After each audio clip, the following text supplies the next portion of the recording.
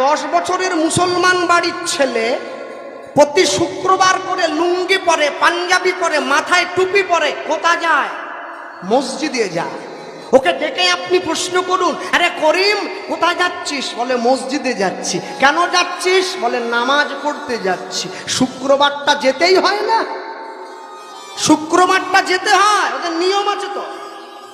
ও চলে যাওয়ার পরে নিজের মনটাকে প্রশ্ন করুন, কি বলে গেল? মসজিদে গেল। কেন গেল? নামাজ পড়তে গেল। বারবার ধরে যদি বলি নামাজ, নাম আজ, নাম আজ, কালকে নয়,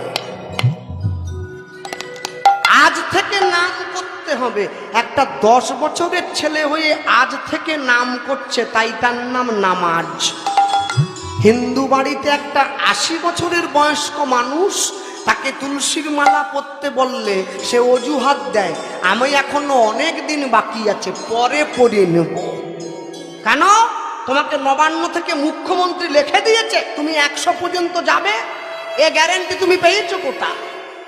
হ্যাঁ, ভগবান দুবার হাসে। কখন জানেন? যখন ডাক্তার গিয়ে রুগীর সামনে দাঁড়িয়ে বলে তোমার কোনো ভয় নেই, আমি আছি। ভগবান হাসে, বলে বেটা তুমি কতক্ষণ আছো তার গ্যারেন্টি দিচ্ছে কে? তুমি ওকে বলছো আমি আছি, আপে গিয়ে ডাউনে ফিরে না এলে মরা বলে ঘোষণা হয়ে যাবে। বলে না না, ওজন্য বলিনি, মনের জোর বাড়াবার জন্য বলেছি।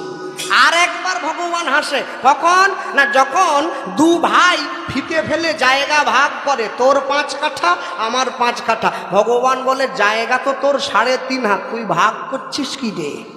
হ্যাঁ, এক্ষুনি মরে গেলে তোকে শ্মশানে নিয়ে যাবে। যে মাথা দিয়ে সারা জীবন পেঁচ বুদ্ধি আটালি, বাঁশ দিয়ে মেরে মাথা ফাটাবে যদি না ভাঙে।